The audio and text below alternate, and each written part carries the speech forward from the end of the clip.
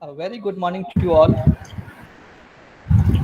After having the great session in the morning by Dr. Hiren Sarkar sir, I welcome you all once again in this session on Nad, Nirtya and Yoga.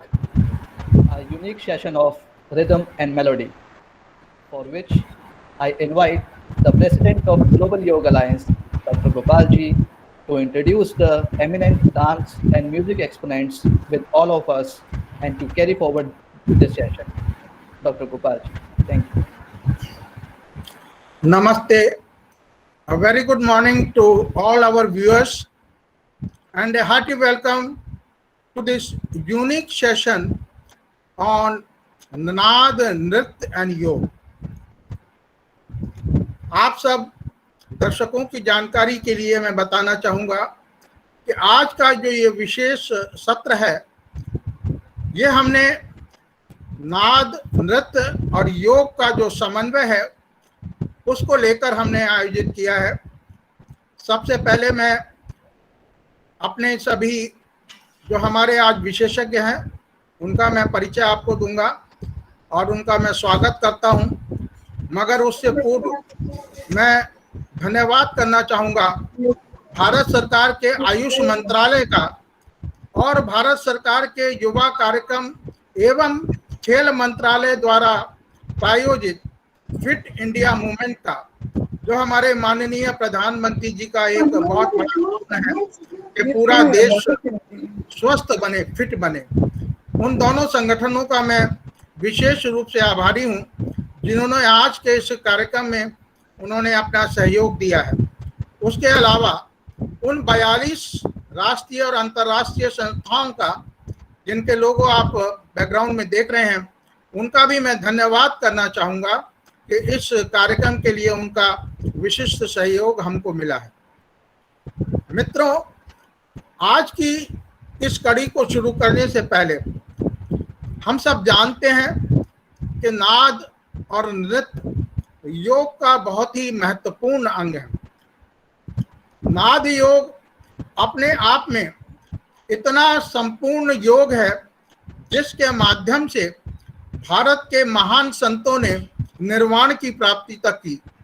ऐसे बहुत से नाम जो हम जान सकते हैं, संत कनकदास, संत त्यागराज, संत कबीर, संत नामदेव, मीराबाई, संत तुकाराम, ऐसे ऐसे बहुत से महान संत हुए जिन्होंने नाद योग के माध्यम से निर्वाण तक प्राप्त किया। हमारे शरीर और मन को नाद योग और नृत्य एक ऐसी विधा है जो न केवल शांति, सुख और सबसे बड़ी बात जो हमारा आत्मबल उसको प्रदान करती हैं।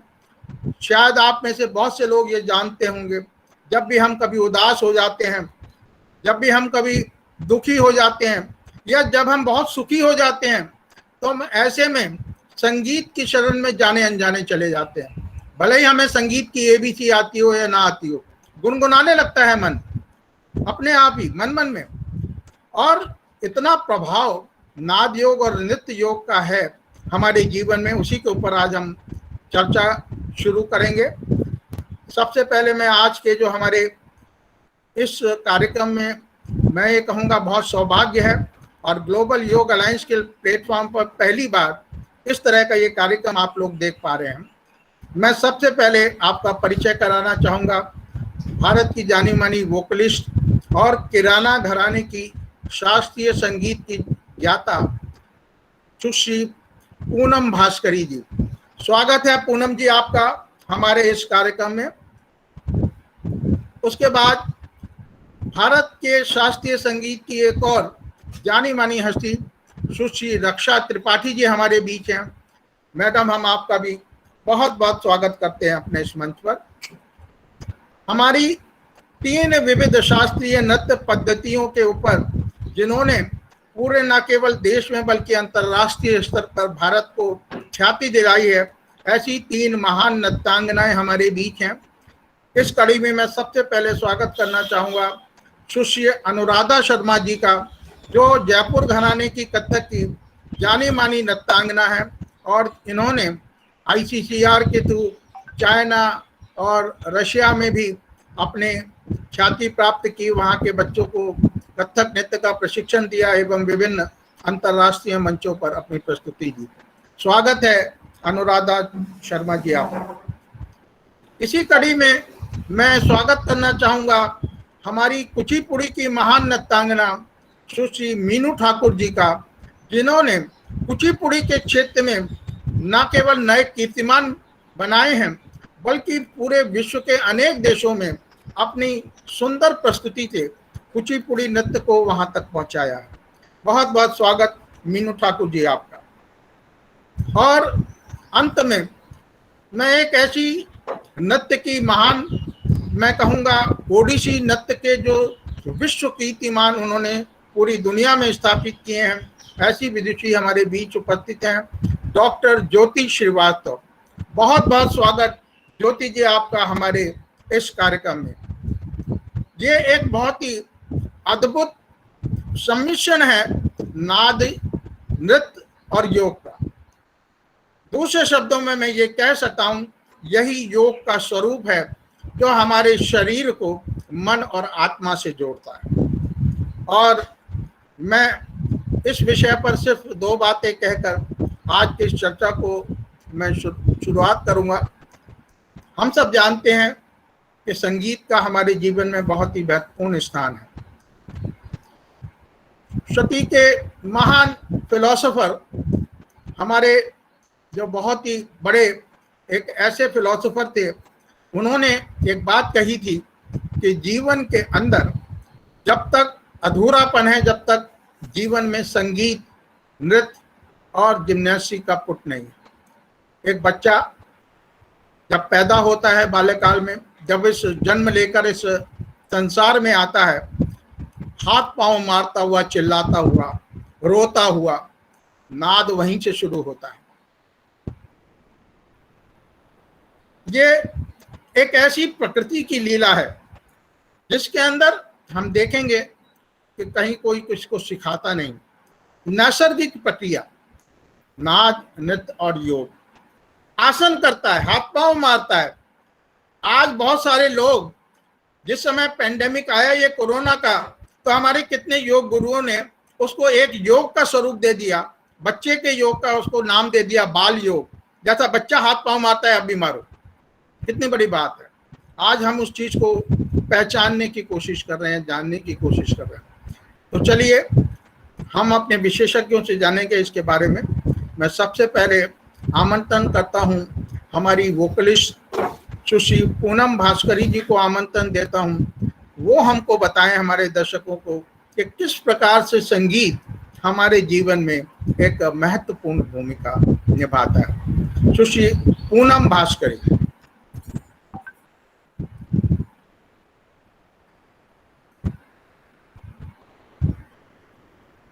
Please unmute yourself ma'am.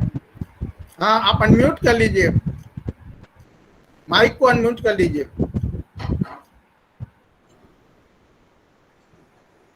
Whatever है सर।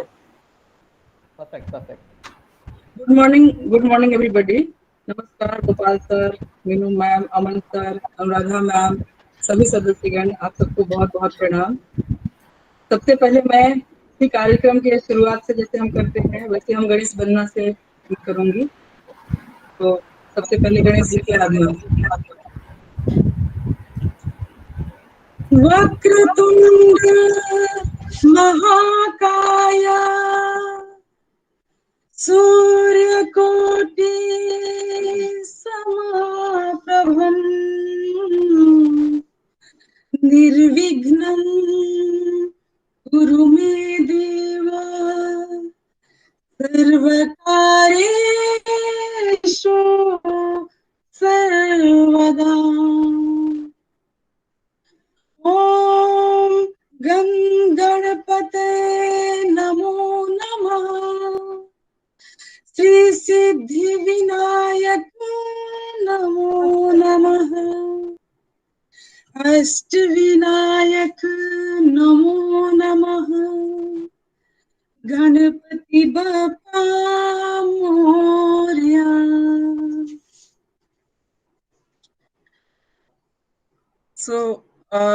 सबसे पहले मैं I would like to thanks Gopal sir and global योग अलायंस का, जिन्होंने आज हम सबको आज यहाँ पे एकत्रित होने का मौका दिया है और एक बहुत ही महत्वपूर्ण जो आज का सेशन है योग, नृत्य और संगीत का, ये बहुत ही अच्छा है और बहुत अति आवश्यक, मैं कहूंगी कि बहुत अति आवश्यक है। अभी जिस दौर से हम गुजर रहे हैं पैंडेमिक में, तो इससे हमारे जो भी जीवन में उथल पुथल और जो भी दर्द हमें मिला है, उससे हमारे योग ग्लोबल अलायंस के जो भी कदम हैं, उनसे हम सबको बहुत फायदा मिल रहा है।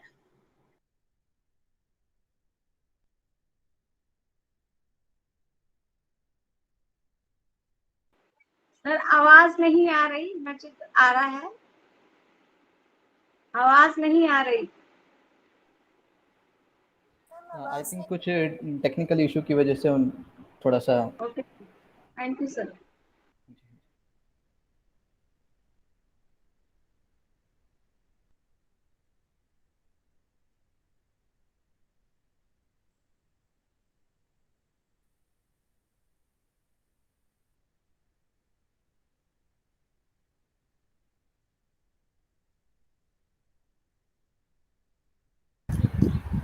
शायद इसी बीच मैडम शायद अभी डिस्कनेक्ट हो गई हैं। जब तक वो जुड़ेंगी हमारे साथ, मैं चाहूँगा हम इस समय का लाभ लेते हुए, मैं चाहूँगा हमारी बीच, हाँ जी ज्योति जी, स्वागत अगेन जी, बोलिए आप। जी पूनम जी, मैडम पूनम जी, आप कर ले जी बोलिए।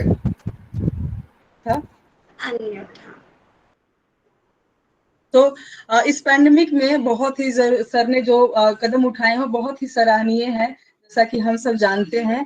तो संगीत के जरिए मैं बताना चाहूंगी कि संगीत से क्या क्या फायदे हैं और संगीत से कौन कौन से मेंटल डिजीज और भी जो विभिन्न प्रकार की डिजीज है वो कैसे ठीक किया जा सकता है। उसके लिए मैंने एक प्रेजेंटेशन तैयार किया है और मैं उसको आप सबके साथ शेयर करना चाहूंगी। Just minute.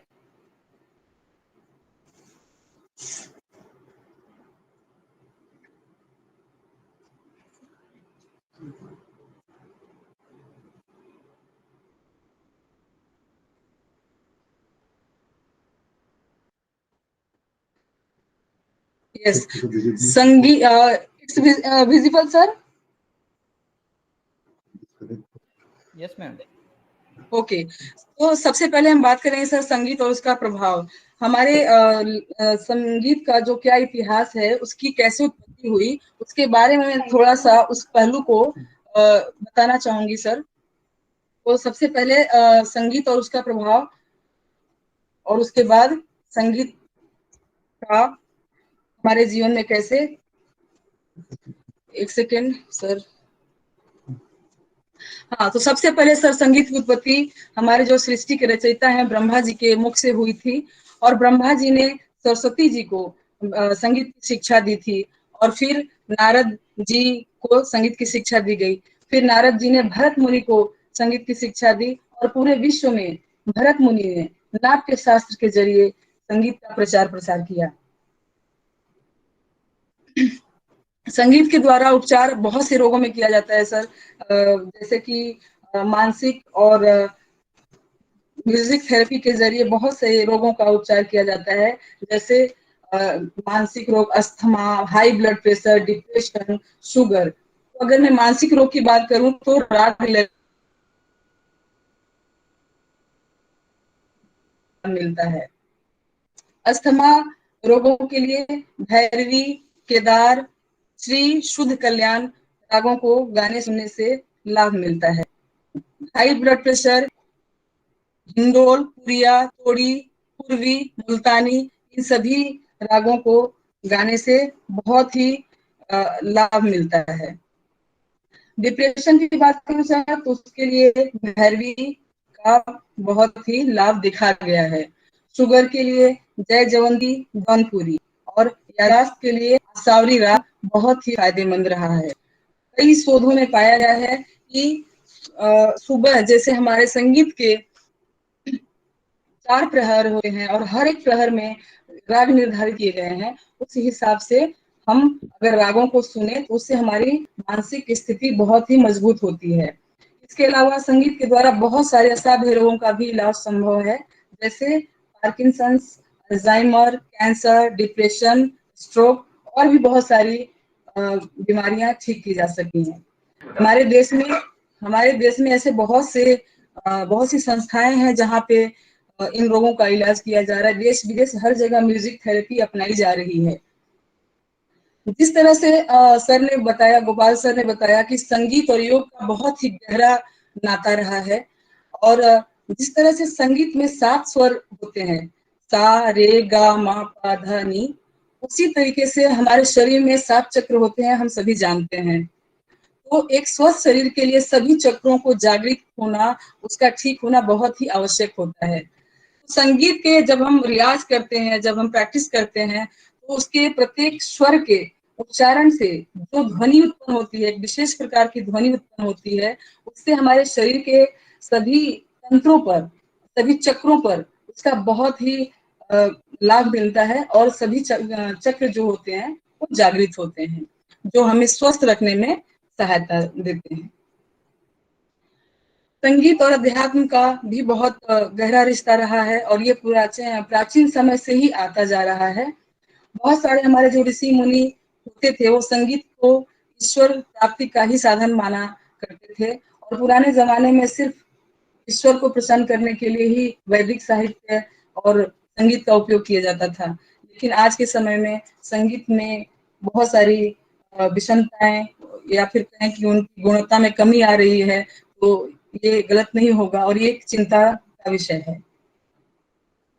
संगीत के प्रति लोगों को जागरूक करना आज बहुत ही जरूरी है, क्योंकि इस पैंडेमिक में लोग इतने परेशान हैं, हताश हैं, तो उसके लिए हमें जैसे हमारे सर ने, ग्लोबल योग अलायंस ने जो मुहिम कर रखा है, हर तरीके से लोगों को समाज में हेल्प करना, उस तरह से हम युवाओं को आगे आकर के, और जो हमारी प्राचीन संगीत परंपरा है उसको बढ़ाने का काम करना चाहिए। इसी के साथ मैं अपने वाणी को विराम दूंगी। Thank you so much. Thank you. बहुत ही सुंदर बात आपने मीनू जी बताई हमारे दर्शकों को। कितनी अद्भुत बात है कि इतना बड़ा विधा और विज्ञान हमारे पास है, लेकिन हम उसका लाभ नहीं लेते हैं। संगीत कितना सशक्त माध्यम हो सकता है, ना केवल हमारे मन को खुशी देने का, ना केवल हेल्थ हैप्पीनेस देने का, लेकिन बहुत सारी ऐसी बीमारियां जो कि ना केवल असाध्य हैं, जिसके लिए न जाने हम कितने परेशान होकर कितने डॉक्टर्स और हॉस्पिटल्स में जाते हैं, लेकिन हमारे पास अपनी एक ऐसी विधा है जिसके माध्यम से, विभिन्न रागों के माध्यम से विभिन्न बीमारियों का उपचार किया जा सकता है। हम आपका बहुत बहुत धन्यवाद करते हैं इस महत्वपूर्ण जानकारी देने के लिए हमको। और इसी कड़ी में मैं अब बुलाना चाहूँगा हमारे बीच एक और संगीत की जानी मानी विशेषज्ञ हैं, सुश्री रक्षा त्रिपाठी जी। मैं चाहूँगा आप भी इस बारे में जानकारी हमारे दर्शकों को दें। रक्षा त्रिपाठी जी। सादर प्रणाम सर। अखंड मंडलाधारम व्याप्तम येन चराचरम तत्पदम दर्शितम येन तस्मै श्री गुरुवे नमः। आप सभी गुरुजनों को, आप सभी विद्वत जनों को मेरा प्यार भरा नमस्कार। और जैसा कि आज श्री गोपाल सर ने और ग्लोबल योग अलायंस ने एक बहुत बड़ा मुहिम तैयार किया है, खड़ा किया है, और आप सभी विद्वत जनों को इससे जोड़ा है, जिसमें हम अपनी सांस्कृतिक धरोहर को अपने से जुड़ा कैसे रख सकते हैं, और उसको हम कैसे विश्वव्यापी सुखद प्रसन्नता पूर्वक ग्राह्य कर सकते हैं, इस मुहिम को उठाया है। तो जैसा कि सर ने बताया कि संगीत बहुत ही संक्षिप्त है और बहुत ही छोटा है, विषय उसका बहुत वृहद है, लेकिन हमारे अंदर ही संगीत समाया हुआ है। संगीत को पूनम जी ने बहुत ही सुंदर तरीके से प्रस्तुत किया, उसको आध्यात्मिकता से बताया कि किस तरीके से संगीत हमें आध्यात्म से जोड़ता है। संगीत के लिए हम कैसे कितनी तरीके के बीमारियों से लड़ाई कर सकते हैं, और संगीत किस तरीके से हमारे चक्रों को मूलाधार से लेके सहस्त्र चक्र तक सातों चक्रों को जागृत करने में हमारी मदद करता है। सर्वप्रथम मैं सर ये बताना चाहूंगी कि संगीत हमारे एनवायरनमेंट में विद्यमान है, उसको समझना बहुत आसान है।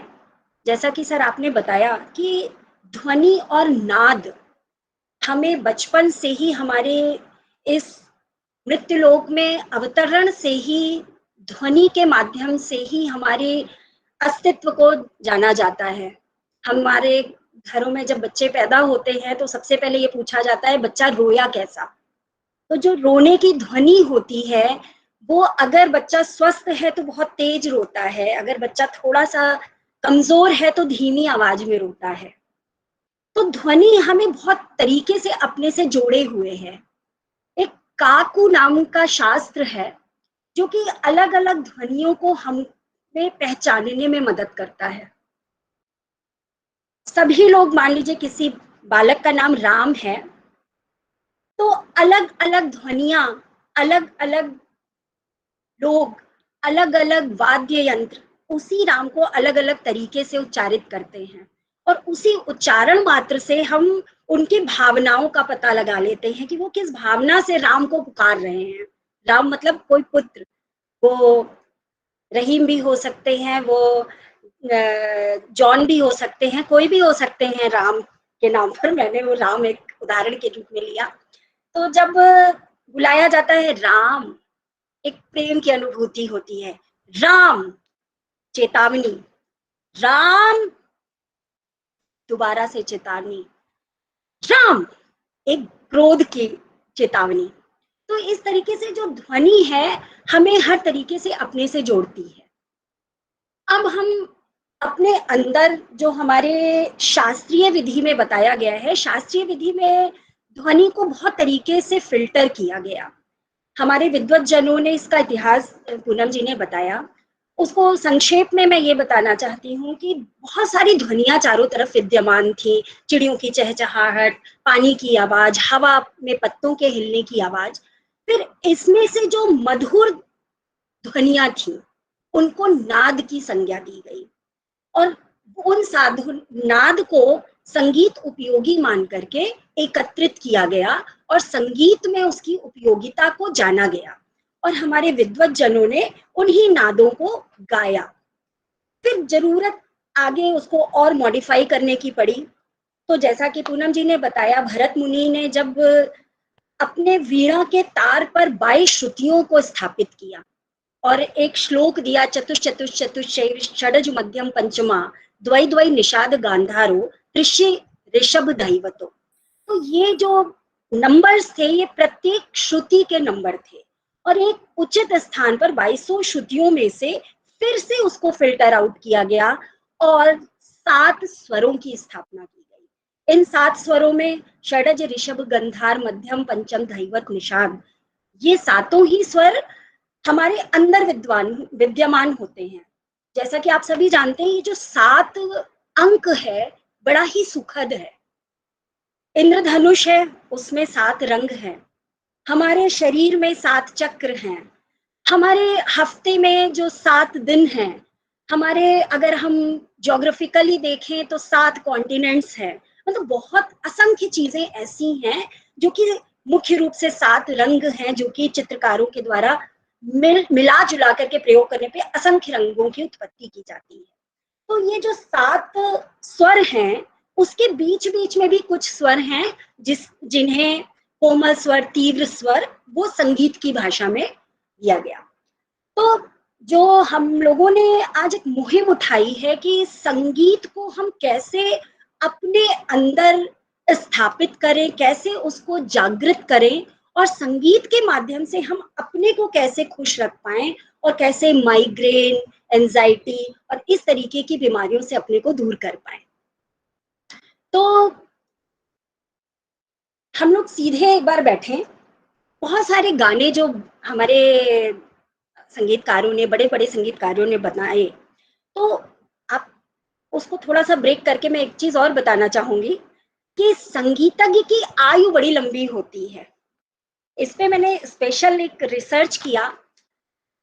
संगीत गुरु श्री तानसेन जी 96 इयर्स होकर के अपने उनका देहावसान हुआ। हरिप्रसाद चौरसिया जी 80 वर्ष की आयु में गए। लता मंगेशकर जी हमारे बीच में हैं, 89 इयर्स की हैं। बिस्मिल्लाह खां 88 इयर्स होकर के इस धरती को उन्होंने छोड़ा। मन्ना डे जी 94 इयर्स के होकर के इस धरती से गए।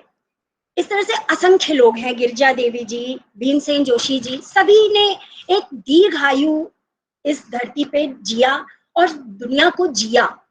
उसका एकमात्र कारण है संगीत।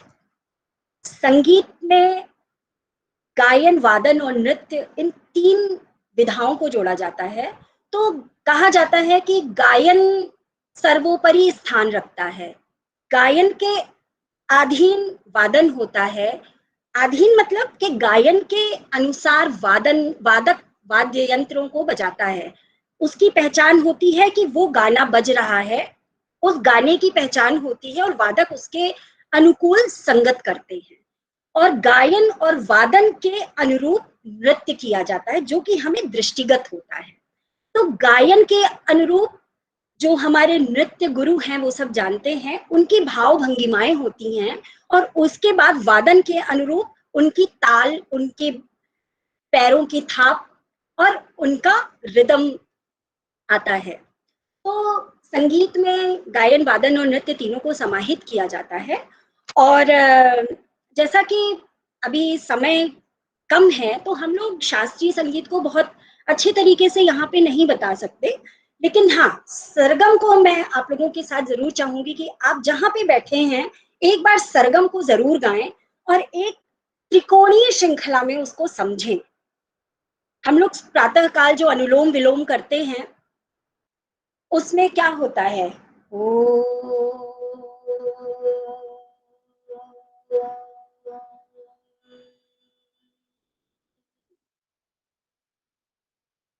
सा रे गा मा पा धा नी सा सा नी धा पा मा गा रे सा। तो ये जो संगीत का सा है, षडज है, उसको खरज भी बोलते हैं, वो हमें एक ऑरा प्रदान करता है। संगीत का एक ऑरा अपने आप में बहुत बड़ा और बहुत ही सशक्त ऑरा है। हमें संगीत का एक अनविजिबल शील्ड प्राप्त हो जाए तो हम पहली बात तो एक अपने आप में आत्मिक संतुष्टि पाते हैं और दूसरी चीज समाज में एक स्थान भी पाते हैं। समाज में स्थान मतलब कि आप किसी भी फंक्शन में जाएं, हम लोग अपने घरों में होते हैं, दुख की अवस्था में होते हैं, खुशी की अवस्था में होते हैं, तो हम लोग बच्चों से कहते हैं तुम लोग गाना सुनाओ। तो थोड़ी देर के लिए हम अपनी जिस मनस्थिति में होते हैं उससे दूर हो जाते हैं। अभी पैंडेमिक के दौर में हम सभी घरों में हैं, घर में बहुत सारे काम होते हैं, लेकिन पूरे काम एक तरफ और संगीत की शिक्षा या संगीत का रियाज एक तरफ होता है। मैं अगर अपनी बात बताऊं, मैं पूरे दिन बहुत थक जाती हूँ, लेकिन जब शाम को मैं 1 घंटे की क्लास लेती हूँ तो उसके 4:49 तक की सारी बातें मैं भूल जाती हूँ और फिर मुझे उस नई एनर्जी के साथ मैं अगले फिर 5 घंटे पूरी एनर्जी के साथ काम कर सकती हूँ। तो ये है संगीत की उपयोगिता। और अब टाइम का चूंकि अभाव है, मैं 1-2 लाइन से जो कि हमारे जी, बहुत बहुत धन्यवाद रक्षा जी। आपने बहुत ही सहज और सरल शब्दों में हमारे दर्शकों को बताया कि किस प्रकार से नाद और ध्वनि यानी उनका समन्वय कितना सुंदर। हम जिस प्रकार की ध्वनि अपने वातावरण में समय समय पर सुनते हैं, कभी पानी का कोलाहल, कभी हवा का चलना, कभी कोयल का बोलना, कभी मोर का बोलना, कभी पक्षियों का बोलना, कभी पशुओं का बोलना, और उन ध्वनियों के माध्यम से ही हम बहुत सारी चीज़ों की जानकारी भी प्राप्त करते हैं और अपने मन को एक असीम शांति भी उससे मिलती है। आपने एक बहुत ही सुंदर बात बताई कि संगीत एक ऐसी साधना है योग की जो न केवल हमारे मन को एकाग्र करती है बल्कि हमारी आयु को भी बढ़ाती है। लॉन्गिविटी ऑफ लाइफ के बारे में आपने बहुत अच्छी बात कही, क्योंकि संगीत स्वयं में एक बहुत अद्भुत प्राणायाम है। ये हमारा ऐसा प्राणायाम है जो कि हमारी सांसों को, हमारी प्राणवायुओं को ऊर्जा प्रदान करता है। और मैं बहुत बहुत धन्यवाद करता हूँ आपका इस सुंदर प्रस्तुति के लिए, और मेरा पूर्ण विश्वास है कि हमारे दर्शक जो देख रहे हैं इस कार्यक्रम को इस दिशा में स्वयं को आगे लाएंगे। और ये जो हमारी दोनों जो वोकलिस्ट जिन्होंने आज बहुत ही सुंदर जानकारी संगीत के बारे में दी, कितना प्रभावी हो सकता है हमारे जीवन में, उसको हम जानने की कोशिश करेंगे। इसी कड़ी में हम आगे चलते हैं और अब हम आते हैं नाद से नृत्य की ओर।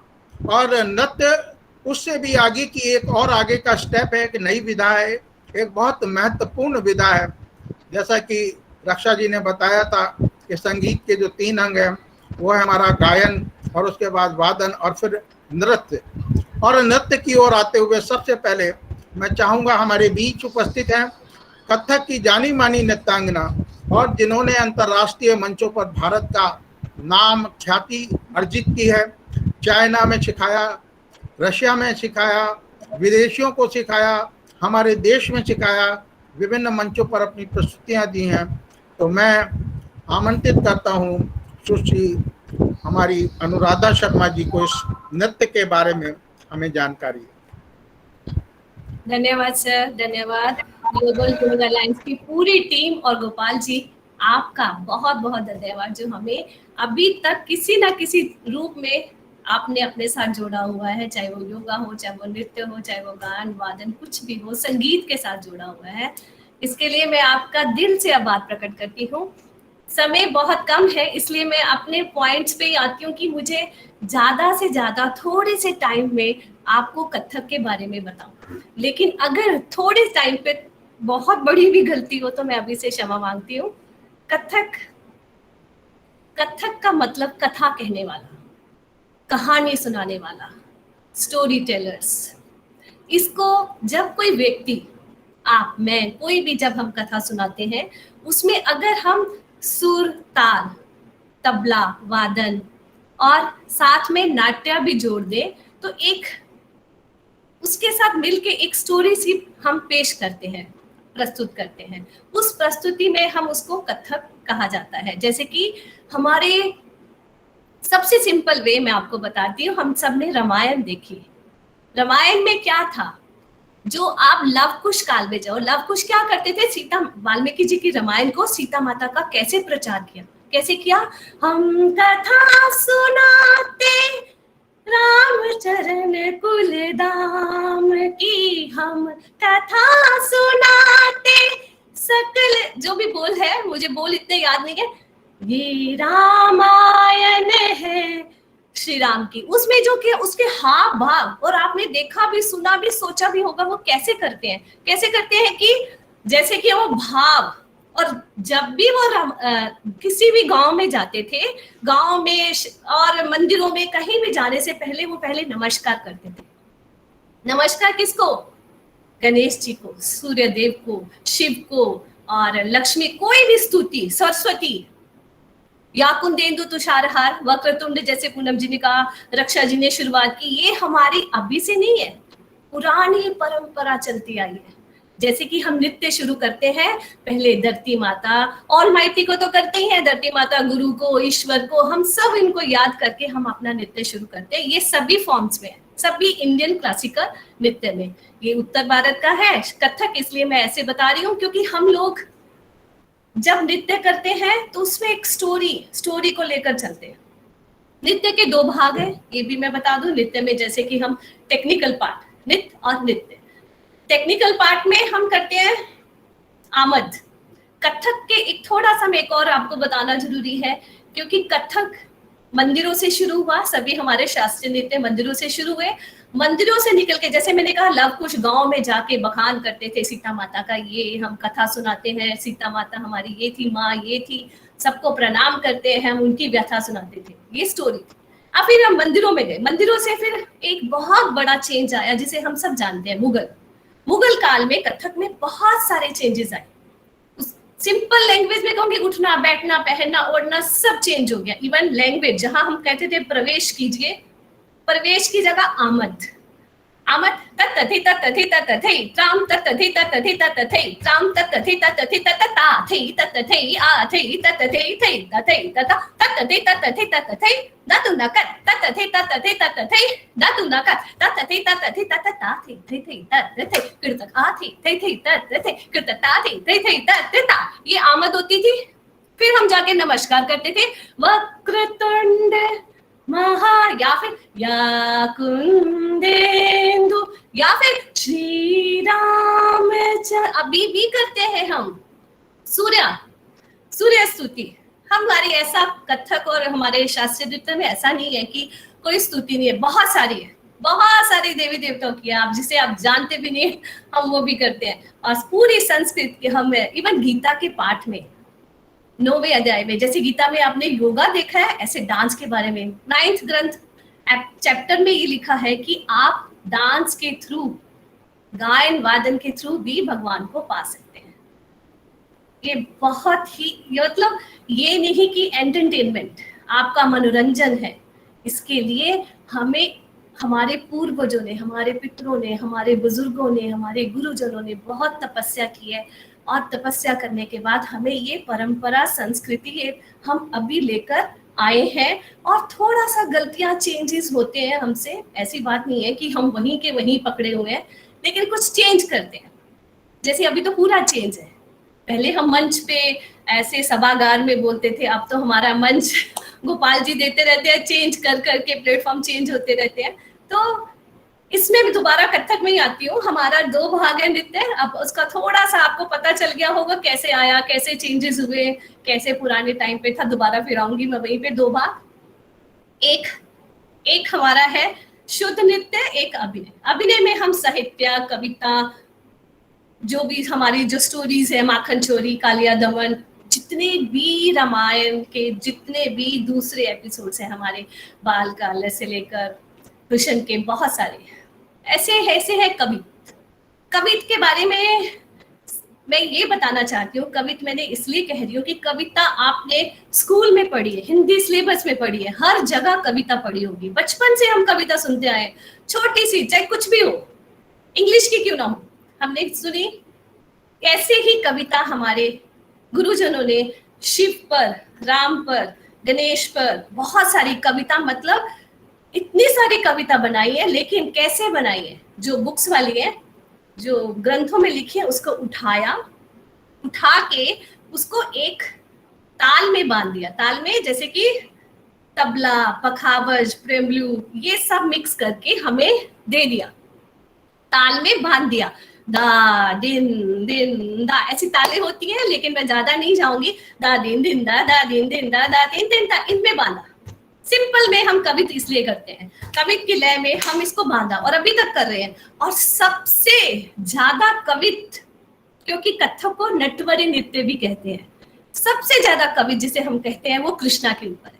कृष्णा जो दुनिया के सबसे बड़े नायक, और राधा जो सबसे बड़ी नायिका, हीरो हीरोइन हमारे अब तक है, मैं ये नहीं कहूंगी नहीं है, अभी भी है, वही रहेंगे। आज नहीं तो कल हमारे सोच में चेंज घूम के वापस वही आएगा, राधा कृष्ण। आप चाहे जितने मर्जी एक्सपेरिमेंट कर लो, सारे शास्त्रीय नृत्य में घूम के सर्कल वही राधा कृष्ण। तो ऐसे ही मैं राधा कृष्ण पे दोबारा आ रही हूँ। जैसे कि बाल अवस्था में कृष्ण का देखेंगे, जैसे एक सिंपल कविता थी, और उन्होंने कैसे बांधा हमारे गुरुजनों ने, बाल ठुमक ठुमक चलत चाल, यमुना पर नंदलाल, झपक झपक झपक झपक झुक झुक झुक देखेला, दद की मटकी तोड़ दी ऐसोडी चतुर्भा दागिने तागिने तागिने तागिने दागिने तकत थई दागिने तागिने तागिने तागिने दागिने तकत थई दागिने तागिने तागिने तागिने दागिने तकत ता थई थई तत। अब राधा भी बन जाओ, सम भी एक बहुत बड़ा चैप्टर, लेकिन मैं ज्यादा, अमन जी आप मुझे टाइम का जरूर बता दीजिए प्लीज, लेकिन मैं भी बोलूंगी, भूल ना जाऊं कहीं आप मुझे बाद में कहो मैडम आपने टाइम ज्यादा ले लिया था। एनीवे, तो ये है। दूसरा, अगर हम जाए थोड़े से बड़े कृष्णा पे, थोड़े से बड़े कृष्णा में कौन सा है बोल, हाँ,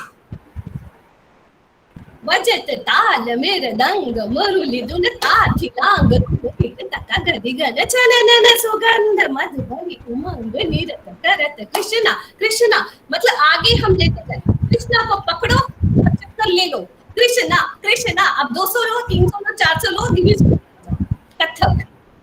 तो कथक की ये विशेषता है, स्पिन्स, चक्कर, फुटवर्क और अभिनय पक्ष, और सभी में है। मैं ये नहीं कहूंगी सिर्फ कथक में है, शास्त्रीय नृत्य कोई भी सब में स्पिरिचुअल है।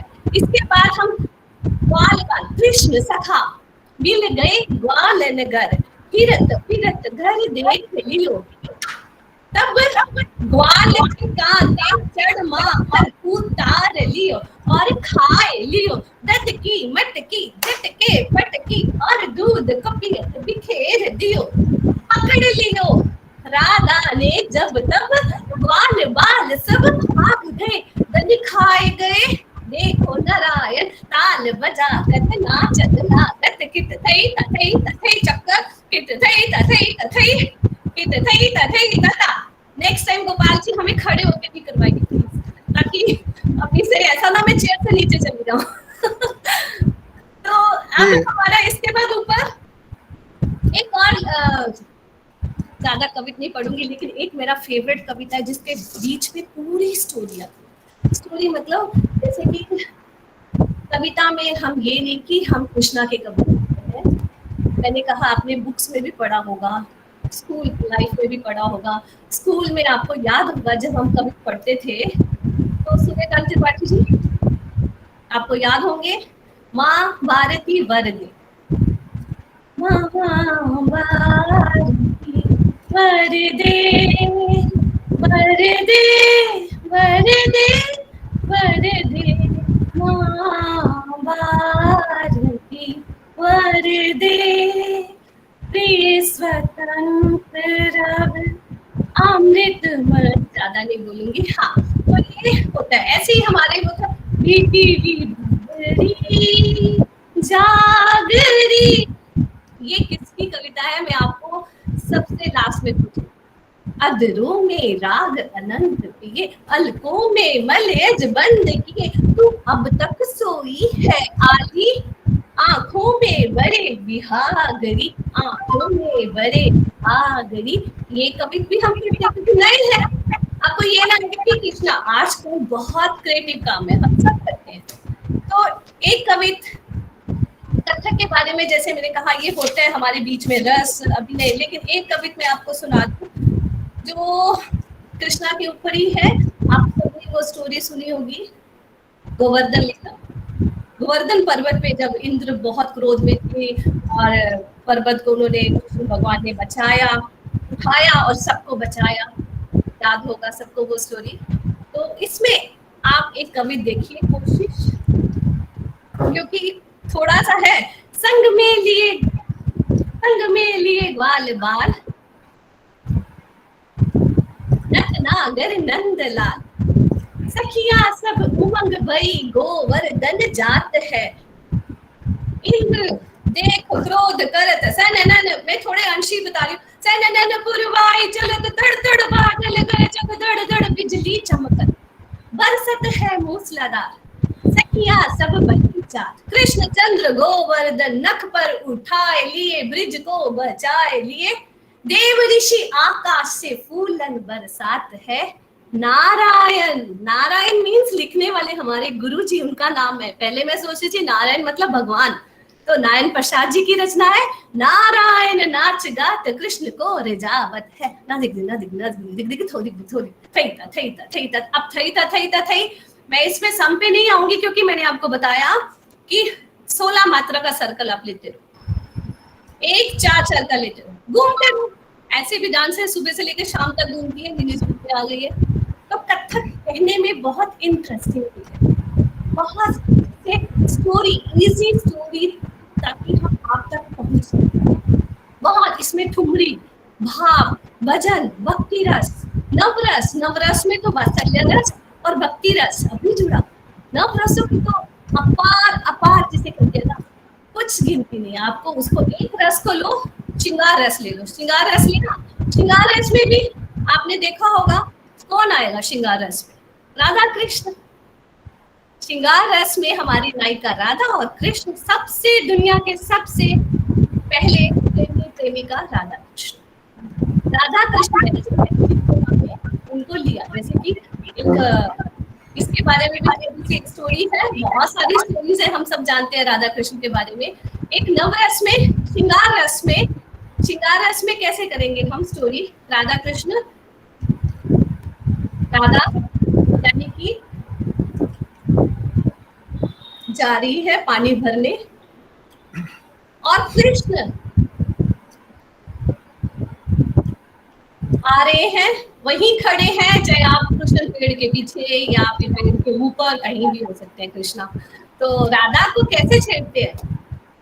तो राधा के ऊपर एक छोटी सी कुंजी, श्रृंगार रस में, मुझे छेड़ो ना, छेड़ो ना, मुझे छेड़ो ना, छेड़ो ना मुझे।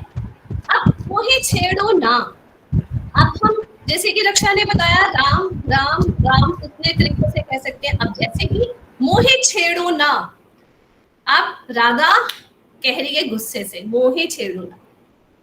फिर वार्निंग, छेड़ो ना, छेड़ो ना, मोहे छेड़ो ना,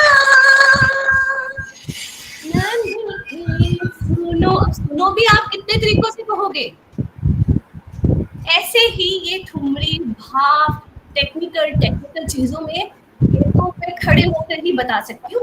कभी नेक्स्ट टाइम कभी कुछ कहा मिले हम आपसे, तो उसमें तो फुटवर्क, हस्तक, मुद्राएं, पताका, त्रिपताका, हस्तक, ऊर्ध्व हस्त, मध्य हस्त, तल हस्त, ये सब हस्तक है। इसके अलावा हम इसको कैसे प्रयोग लाते हैं और कैसे खड़े होते हैं एकदम कथक पे, जैसे कि अनुराधा जी, इसके बारे में मैं एक और निवेदन करना चाहूंगा।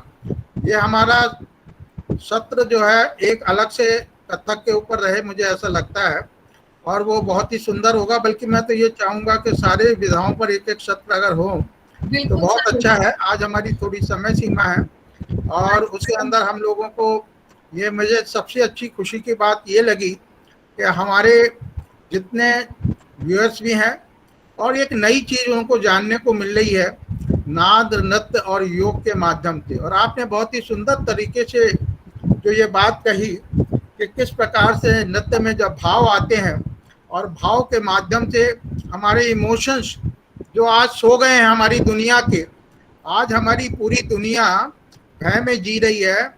हमारी डिप्रेशन का लेवल दुनिया का बहुत हाई हो चुका है। हम सब लोग अपने एक तरह से शरीर और मन से बहुत ही त्रस्त हो चुके हैं। ऐसे में नाद, नृत्य और योग एक नया आशा की किरण ला सकता है। जी तो सर, मैं आपको बहुत बहुत धन्यवाद देना चाहूँगा।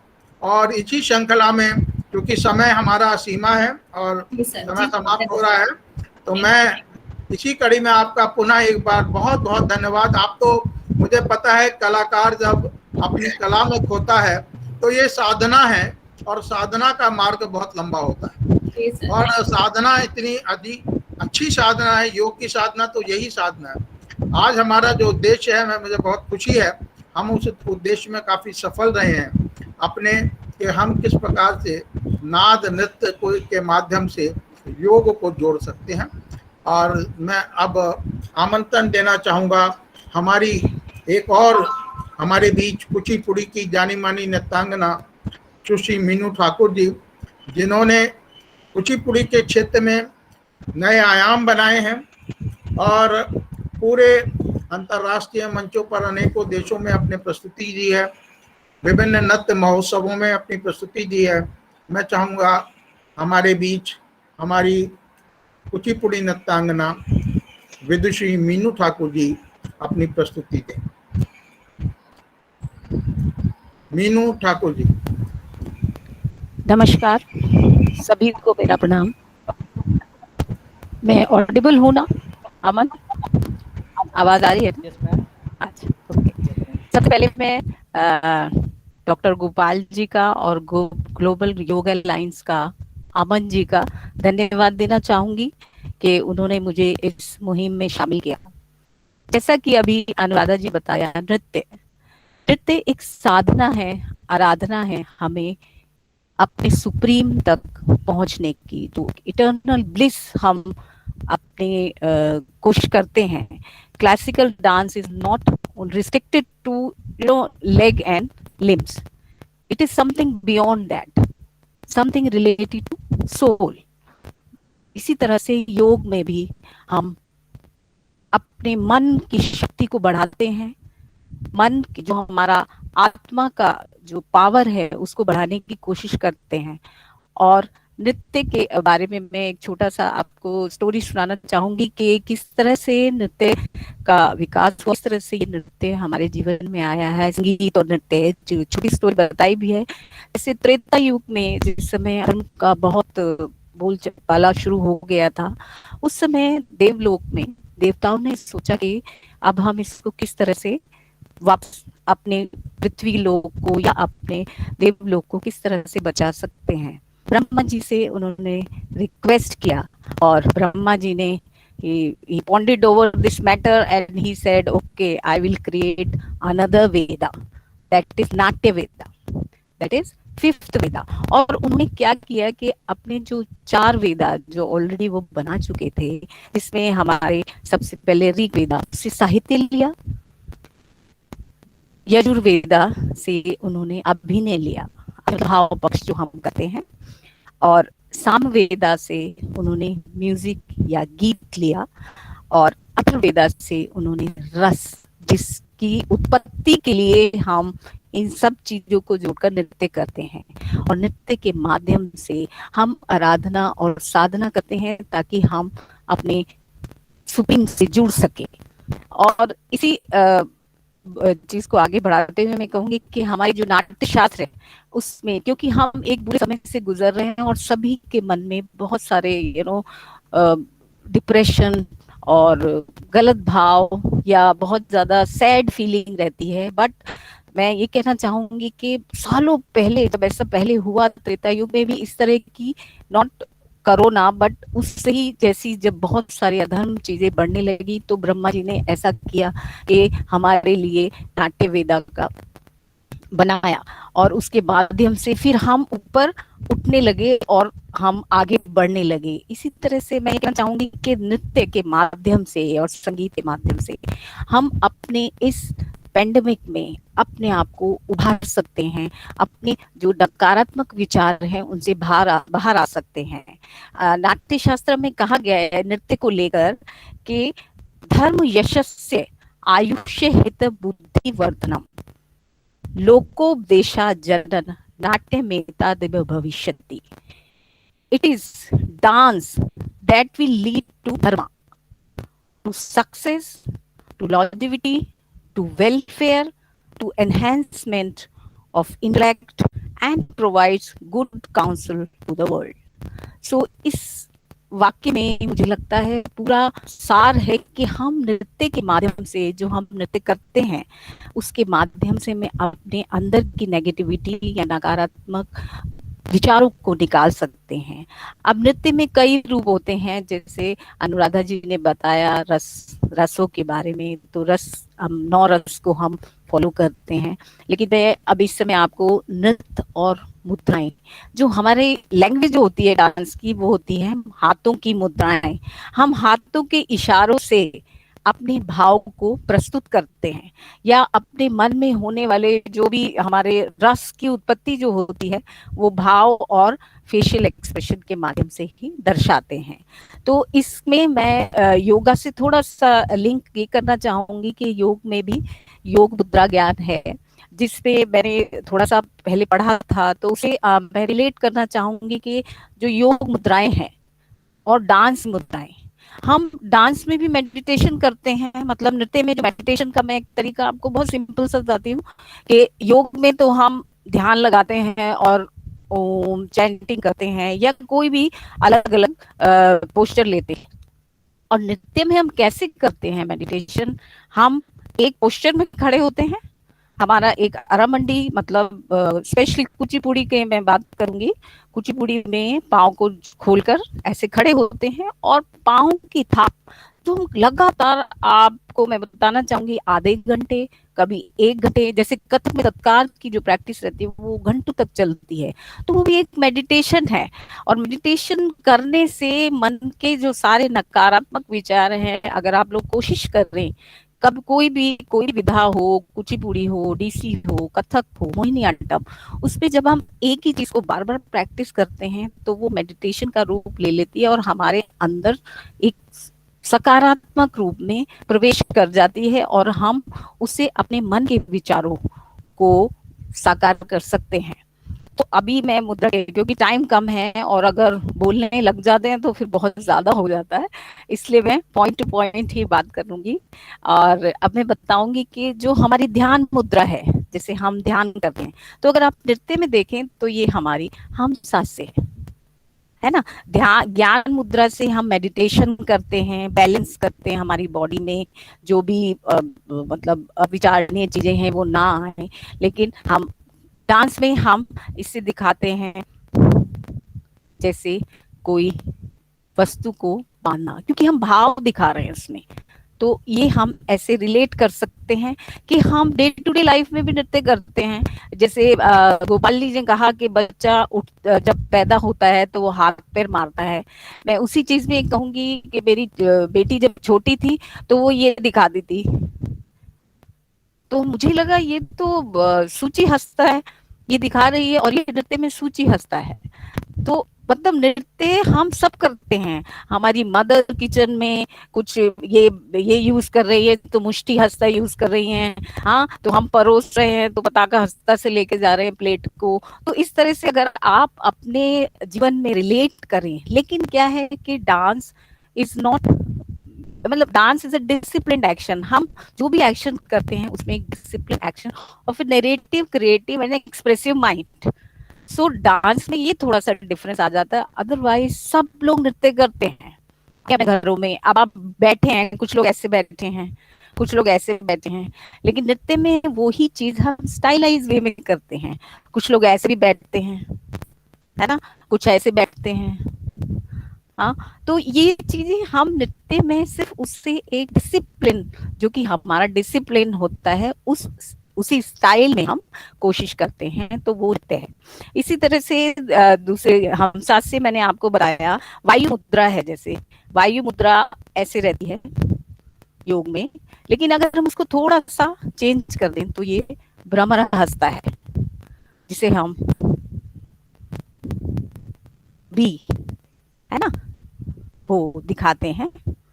और जो करली हेयर है, सपोज कृष्णा है, जब हम कृष्णा का रूप दिखाते हैं तो कृष्णा के जो बाल हैं हम ऐसे दिखाते हैं, या अगर हमें करली हेयर्स दिखाने हैं, ये दिखाना है, तो इस तरीके से हर मुद्रा का अपना एक महत्व रहता है। इसी तरह जैसे सूर्य मुद्रा है, सूर्य मुद्रा में आप देखेंगे ये मुद्रा रहती है, ठीक है, ये सूर्य मुद्रा है, लेकिन अगर हम इसको थोड़ा सा चेंज करें तो ये त्रिपताका आ जाती है हमारी। हम त्रिपताका से भी जोड़ सकते हैं इसको, और उसमें हम त्रिपताका में, इससे क्या होता है, सूर्य मुद्रा में क्या होता है कि वो हमारे इंडाइजेशन को, एसिडिटी में बिल्कुल नहीं करना है उसको, तो उस समय नहीं करना है, क्योंकि सूर्य का जो एलिमेंट है वो फायर है, तो उसमें हमें नहीं करना है उसको।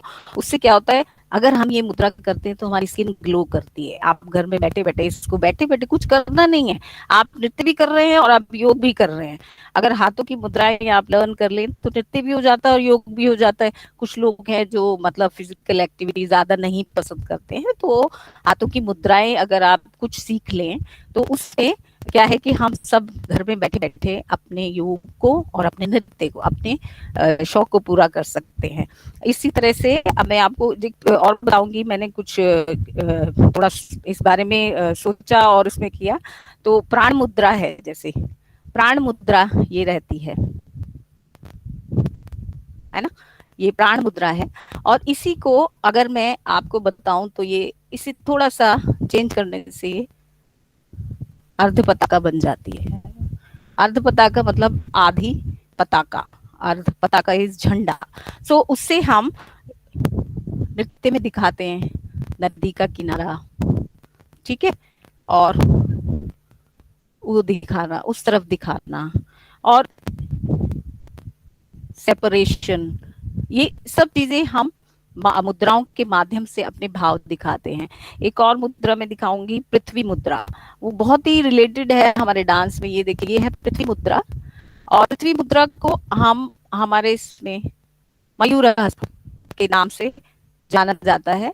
और इसको रिलेट करते हैं कि इसमें हमारी स्किन डिजीज ठीक हो जाती है। योग की भाषा में अगर बोलें तो हमारी स्किन डिजीज ठीक हो जाती है, हमारे स्ट्रेंथ आती है हमारी बॉडी में, अगर हम इस मुद्रा को कम से कम आधे घंटे तक बैठेंगे करने में।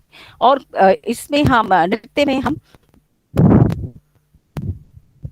मयूर हस्ता से आप समझ सकते हैं, पीकॉक दिखाया।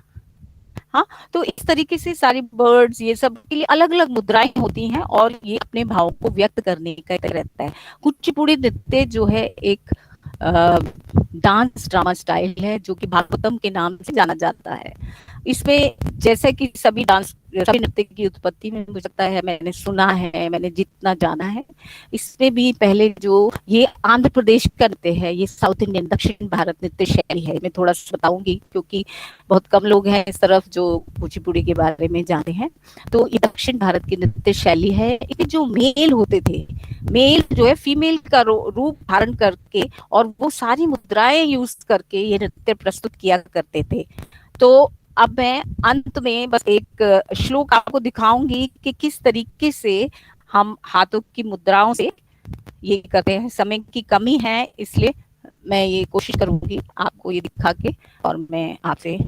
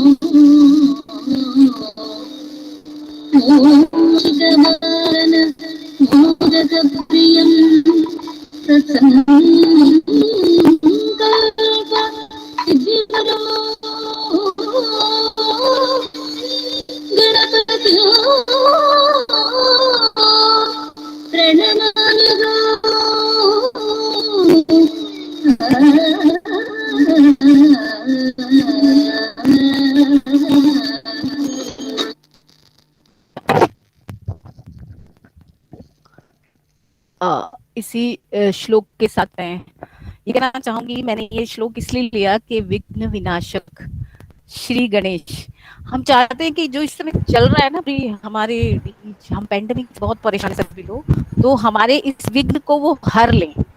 पूरा हमारे नेगेटिविटी जो हमारे मन के विचारों और हमारे आसपास की सारी कोरोना को भगा दें, सबसे पहले यही बोलना चाहेंगे। तो जरूर मैं धन्यवाद देना चाहती हूँ गोपाल जी का और सभी सदस्यों का जिन्होंने मुझे ये मौका दिया है। मुझे लगता है मैंने समय ज्यादा नहीं लिया है, मैं कोशिश की है। मन तो बहुत है बातें करने का गोपाल जी, मतलब मन नहीं भर रहा है। मैंने बहुत सोचा था ये बताऊंगी, लेकिन ठीक है, समय का अभाव है और ज्योति जी वेट कर रहे हैं। तो थैंक यू सो मच, धन्यवाद। बहुत बहुत धन्यवाद मीनू जी, बहुत ही सुंदर और बहुत ही अद्भुत समन्वय मुद्रा और योग विज्ञान का आपने प्रस्तुत किया जी, बहुत ही सुंदर। और प्रयास मैं था। तो ये कहूँगा कि हम सब लोग ऐसा चाहते हैं कि एक एक सत्र पूरा एक एक को दिया जाए, क्योंकि हमारे बीच में आज ये 5 जो विदुषी बैठी हैं, मैं ये मानूंगा कि ये तो हमारा शरीर जो है पंच महाभूत से बना, लेकिन मैं तो आज ये कहूँगा कि ये जो आज 5 विदुषी हमारे बीच में हैं, इसमें शरीर और मन और आत्मा का समन्वय पूरा आपने बता दिया है, बहुत ही सुंदर ढंग से, बहुत ही सहज और सरल शब्दों में। लेकिन आज का सत्र चूंकि बहुत ही अद्भुत सुंदर है, मुझे पूर्ण विश्वास है कि जो लोग ये देख रहे हैं सत्र, उनको आनंद आ रहा होगा। और मैंने अमन जी से रिक्वेस्ट किया था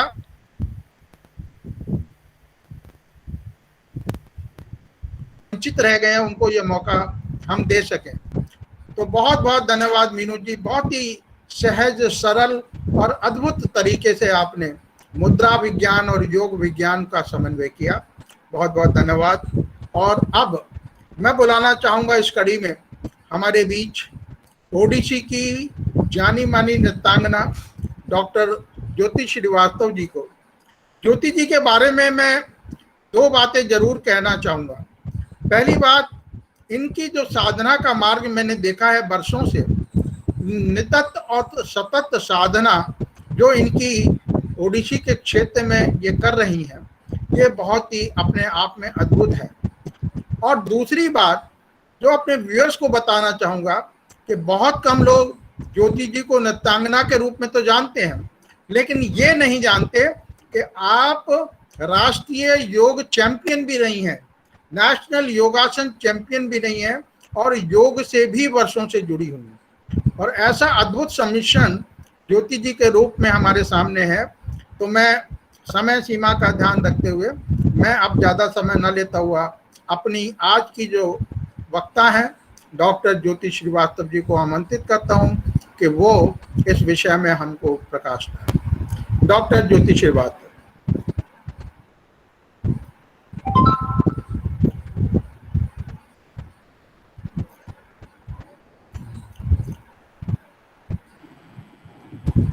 नमस्कार और मेरा बहुत बहुत आभार ग्लोबल योगा एसोसिएशन, गोपाल जी और उनकी पूरी टीम का बहुत आभार है कि आपने मुझे इस लायक समझा कि मैं इतने बड़े प्लेटफॉर्म में अपने विचार रख सकूं। मैं चीज़ों को ना रिपीट करते हुए जहाँ पे मीनू जी ने ख़त्म किया, मैं वहीं से शुरू करती हूँ। आप लोग समझ चुके हैं कि नृत्य का क्या महत्व है हमारे जीवन में। मेरा इंटरप्रिटेशन ये है कि नृत्य हमारे जीवन में जन्म लेते ही शुरू हो जाता है। जन्म के साथ जो मूवमेंट हमारे, क्योंकि हम लोगों ने जो आपस में डिस्कस किया था कि मीनू जी मुद्रा पर बोलेंगी और मैं मूवमेंट्स पे बोलूंगी, तो मूवमेंट्स में अगर हम जाते हैं तो वो मूवमेंट हमारे जन्म लेते ही शुरू हो जाता है। ये अलग बात है कि हम उसको नृत्य की तरह से नहीं डिस्क्राइब करते, क्योंकि नृत्य जैसे मीनू ने बताया कि बिल्कुल एक डिसिप्लिन, और खास करके शास्त्रीय नृत्य एक डिसिप्लिन सिस्टम है जिसमें हमें शास्त्रों को और हमारे गुरु परंपरा को, इसके साथ साथ जिस स्टेट से हम हमारा आर्ट बिलोंग करता है, जैसे उड़ीसा से बिलोंग करता है, तो उसका जोग्राफिकल एंड फिजिकल फॉर्म जो है, जो उनका फिजिकल कल्चर है, उसको अपने साथ लेते हुए आगे बढ़ना होता है नृत्य में।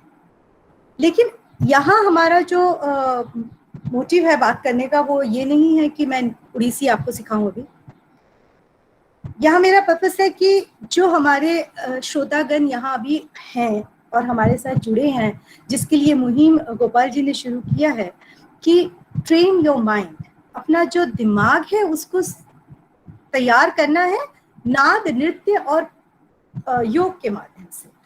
तो नाद मतलब है एक श्रुति मधुर स्वर, एक श्रुति मधुर साउंड, एक ऐसा साउंड जो म्यूजिकल है, उसे हम नाद कहते हैं। और मेरे बहुत से एक्सपर्ट्स ने बताया कि नाद, जैसे मैंने बताया कि नृत्य जन्म से या नाद भी जन्म से ही शुरू होता है, लेकिन हम उसको नाद नहीं कह सकते, उसको हम ध्वनि कह सकते हैं। ध्वनि और नाद अलग एस्पेक्ट्स है। तो जब हम नाद की बात करते हैं, नाद एक श्रुति मधुर संगीत है, और जब श्रुति मधुर संगीत हमारे कानों से जाता है, जैसे गोपाल जी ने बताया कि कान एक हमारे ऐसे ऑर्गन है जो कि मृत्यु के बाद कुछ समय तक एक्टिव होता है। जब ये खत्म हो जाता है तब हम टोटली डेड होते हैं। तो ये नाद जो है हम रिसीव करते हैं कान से और वो सीधा ब्रेन को जाता है और ब्रेन के साथ हमारे बॉडी के साथ पूरी बॉडी में एक इलेक्ट्रिसिटी की तरह फैल जाता है। और वो जब इलेक्ट्रिसिटी की तरह पूरी बॉडी में फैलता है तो एक स्पंदन होता है। स्पंदन यानी एक वाइब्रेशन क्रिएट, क्योंकि हमारे सारे स्वर के अपने एक वाइब्रेशन है।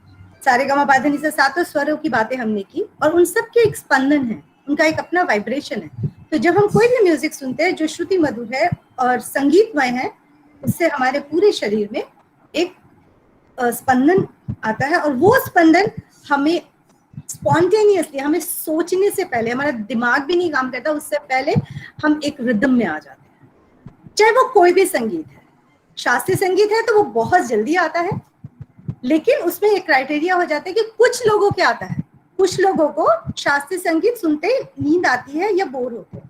कारण क्या है? कारण वही है कि हमारा ये जो ब्रेन है वो उतना एक्टिव नहीं है कि उस वाइब्रेशन को रिसीव कर सके। तो आज हमारा पॉइंट है कि हम उस ब्रेन को कैसे ऐसे एक्टिव करें कि हमारे अंदर वो स्पंदन रिसीव करने की पहले तो शक्ति हो और फिर उस शक्ति से हमारे अंदर रिदम क्रिएट हो और उस रिदम से फिर हम किसी एक पोस्चर में रहने लायक अपनी बॉडी को बना सके, जो हम योग में करते हैं। योग में पहला योग होता है ऑलमाइटी से connection, cut off from the rest of the world. Second योग में होता है कि certain posture, maintain that posture with your breathing so that posture can give you the right energy of your life and connect you to the nature। क्योंकि जब हम पर्वत आसन में आते हैं या हम लोग नमस्कार आसन में आते हैं या फिर हम पश्चिमोत्तान आसन में आते हैं तो क्या होता है, हमारे पैर से लेके हमारे कमर, लोअर बैक तक की सारी नर्व्स स्ट्रेच होती है। जब हमारी सारी नर्व्स स्ट्रेच होती है तो हमारा ब्लड फ्लो बॉडी का बढ़ता है और बॉडी में एक ऐसा एनर्जी क्रिएट होता है जो कि धरती से भी एनर्जी को लेता है। इसलिए कहते हैं योगासन कमरे के अंदर नहीं करके बाहर मैदान में करना चाहिए, जहां आपके शरीर का सीधा संबंध जमीन के साथ हो और उस जमीन से जुड़ के हम एक एनर्जी ले रहे हैं, कॉस्मोस से एनर्जी ले रहे हैं और फिर हम एक पोस्चर को मेंटेन कर रहे हैं। डांस उससे अलग है ही नहीं। डांस का पहला लेसन हमारा शुरू होता है वहीं से कि एक पोस्चर में थोड़ी देर रुकिए। और जब हम लोग पहली क्लास में जाते हैं, अपने गुरु के सामने खड़े होते हैं, तो हमें वो एक पोस्चर जो हमें देते हैं, हर स्टाइल का, हमारे शास्त्रीय नृत्य के हर विधा में एक अलग अलग पोस्चर है।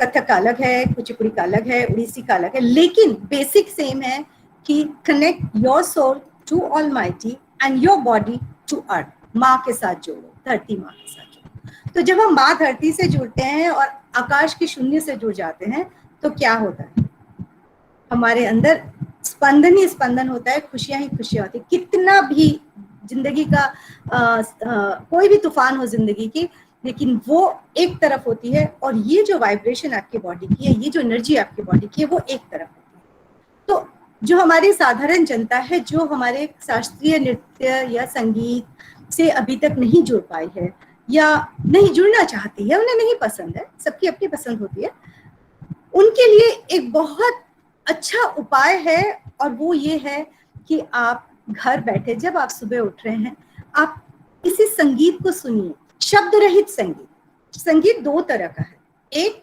मेलोडी और एक विद वर्ड्स, जिसमें कवित्व है। जैसा अनुराधा ने कवित्व की इतनी सारी एग्जाम्पल्स दी, तो हम अगर कवित्व में जाते हैं तो हमारा ब्रेन इन्वॉल्व हो जाता है, वो चाहे सुखी संगीत है या दुखी संगीत है, हम उसमें बहने लग जाते हैं और हमारा असली मोटिव कट ऑफ हो जाता है। तो पहले तो हमें एक वर्डलेस म्यूजिक लेना चाहिए, यानी कि इंस्ट्रूमेंटल म्यूजिक। आप कोई भी इंस्ट्रूमेंट सुनिए, आप सुबह उठ के सुन के देखिए, आपको एक अलग सा वाइब्रेशन फील होगा, इमोशनली, मेंटली। और उस मूवमेंट, उस म्यूजिक को आप 2-3 दिन 4 दिन सुनिए और उसके बाद आप खड़े हो जाइए बिस्तर से सीधा और सोचिए कि मुझे तो इस म्यूजिक में कुछ तो करना है, कुछ तो करना है। आप नेक मूव कीजिए, आप शोल्डर मूव कीजिए, आप हैंड्स मूव कीजिए, आप खड़े हो जाइए, आप स्ट्रेच कीजिए, whatever you want, you just do that. तो क्या होगा, आपके अंदर एक स्पॉन्टेनियस रिदम डेवलप हो जाएगा और वो रिदम आपको डायरेक्टली नेचर से कनेक्ट कर देगा।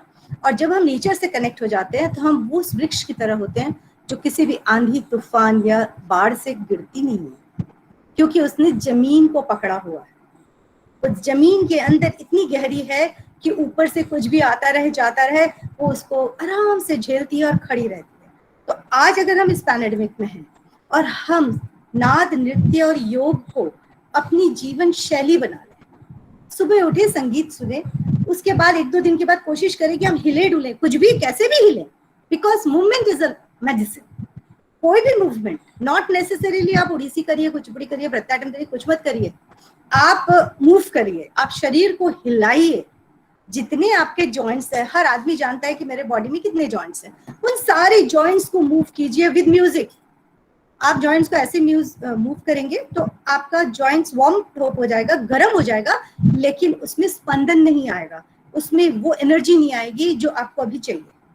जब म्यूजिक के साथ आप उसको करने लगते हैं, जैसे आप देखते हो एरोबिक्स करते हैं, जुम्बा करते हैं, इतने सारे जिसमें जिनका कोई लिटरेचर नहीं है, जिनका कोई शास्त्र नहीं है, जिसमें कोई थियरी नहीं है, जिसमें कोई डिसिप्लिन नहीं है, लेकिन उसके बाद भी एनर्जी आती है। शास्त्रीय चीज तो बहुत ऊपर है, ये तो वैदिक समय की चीजें हैं जिसको सच्चे सीखने के लिए बहुत अच्छा भाग्य और बहुत आशीर्वाद चाहिए होता है। You have to be blessed, तभी आप इसको सीख सकते हैं। लेकिन अगर आप नहीं सीख सकते तो कोई हताश होने की बात नहीं है, जस्ट डू इट। और जब आपने मूवमेंट्स कर लिए, फिर उन मूवमेंट्स को थोड़ा रोकने की कोशिश कीजिए। जिस भी पोस्चर में आप आते हैं वहां रहिए, स्ट्रेच करके रह जाइए, नेक को घुमा के रह जाइए, नेक को डाउन करके रह जाइए। आप जैसे सिंपल नेक डाउन कर रहे हैं तो आपके बैक ट्रायर मसल जो है वो सारे स्ट्रेच अप हो जाते हैं। आप अपने आर्म्स को उठा करके ऐसे करके खड़े हैं तो आपका पूरा यहाँ से लेके मिडिल बॉडी से लेकर के और आपके top point of your finger is stretched, आपका ब्लड फ्लो बढ़ रहा है। और यही तो योग है कि एक पोस्चर में रुकिए और ब्रीथ कीजिए, गहरी लंबी सांसें लीजिए, इतनी गहरी और इतनी लंबी कि आपके फेफड़ों को भी पता चले कि आप कुछ कर रहे हैं। तो अगर हम ये करेंगे तो शायद हम अपने ब्रेन को उस हद तक ट्रेन कर सकते हैं कि आने वाला आंधी तूफान, कोरोना, कुछ भी है, वो हमें नहीं छू सकता। इसके साथ मैं आप सबसे विदा लेना चाहूंगी और अमन जी को कहूंगी कि छोटी सी एक मैंने क्लिप आपके लिए बनाई है, तो बहुत सिंपल से मूवमेंट्स है। अगर आप कर सकते हैं अभी तो अभी करिए, आप इसको रिकॉर्ड करके रखना चाहते हैं रिकॉर्ड करके रखिए और हर सुबह करिए। Thank you.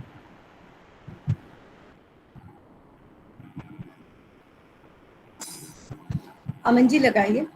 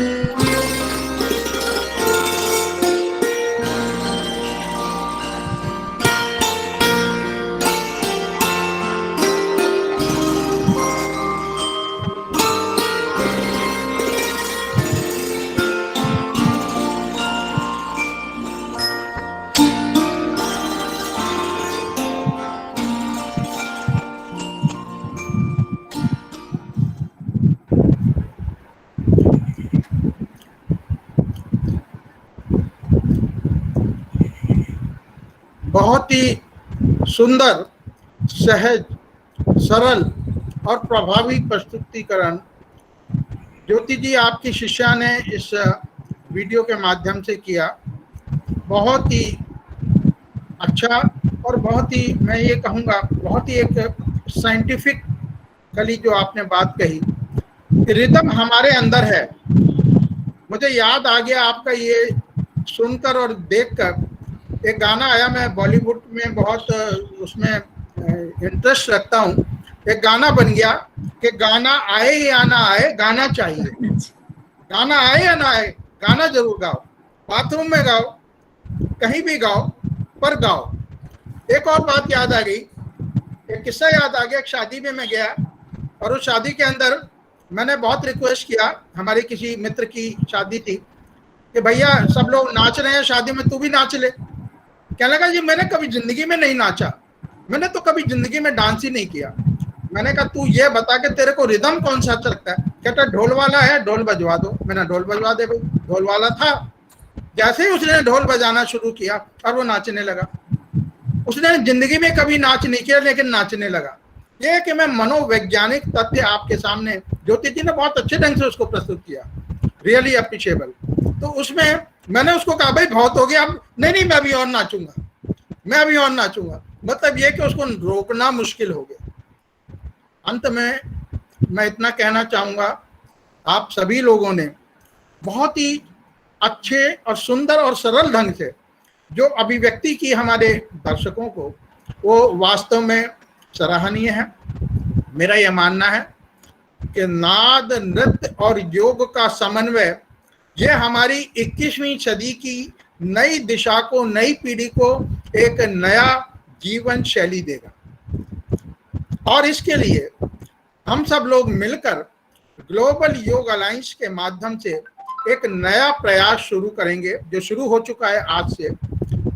अभी आने वाले समय में हमें लग रहा है कि ये जो नया और अद्भुत सम्मिश्रण होगा नाद, नृत्य और योग का, इसको बहुत ही सहज और सरल तरीके से जन जन तक ले जाने का हमारा प्रयास होगा, आप सब लोगों को जोड़कर।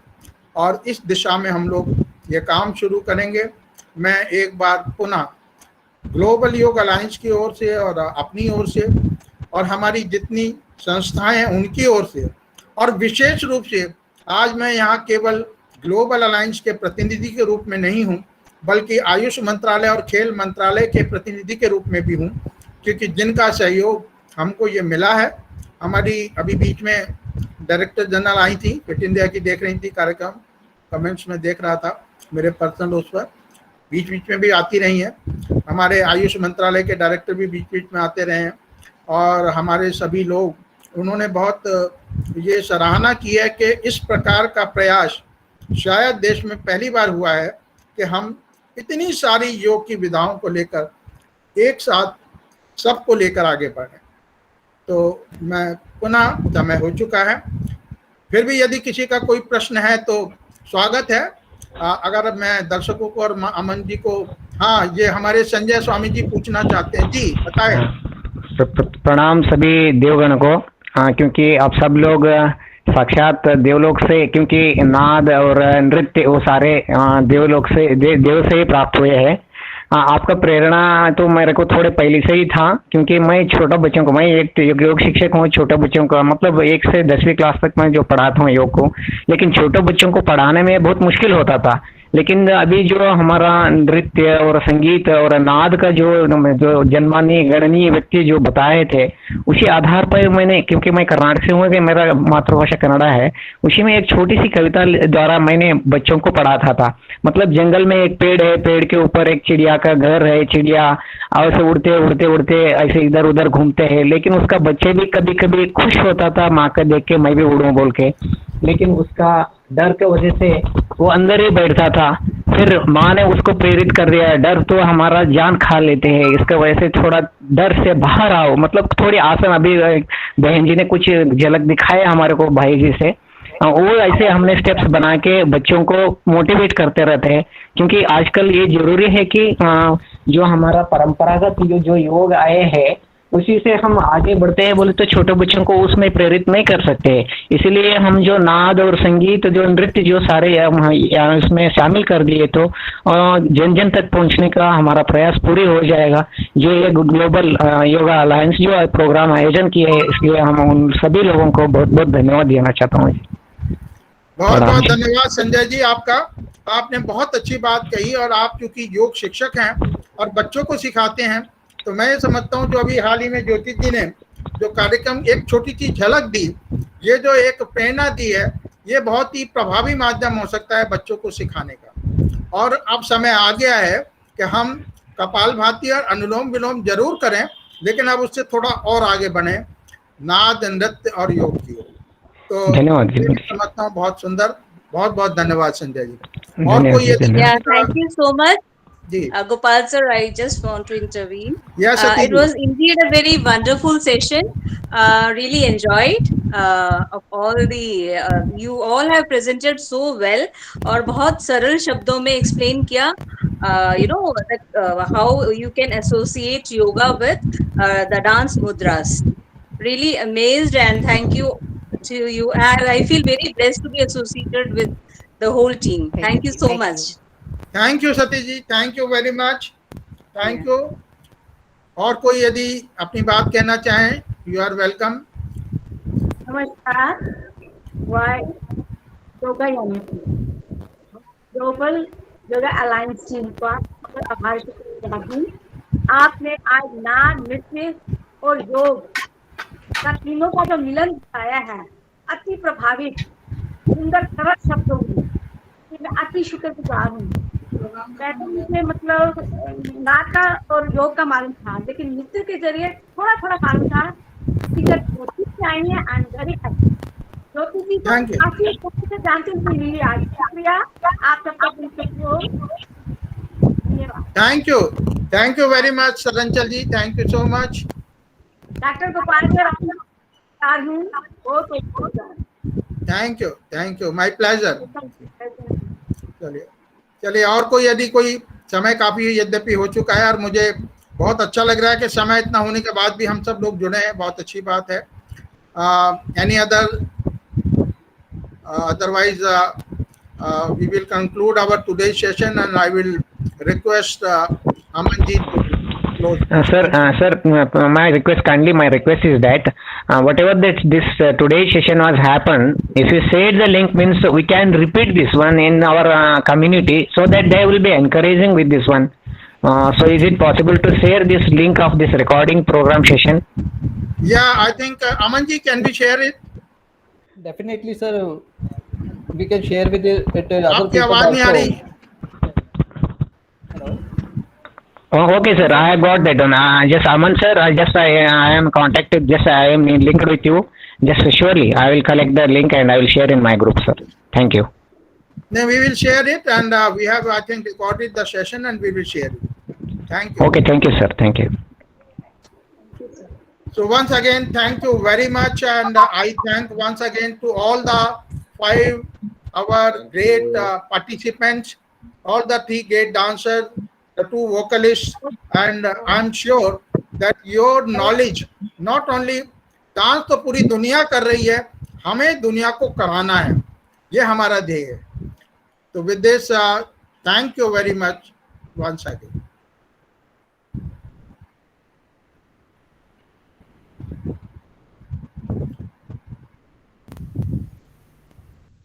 Thank you, Gopal ji. Thank you. Thank you all.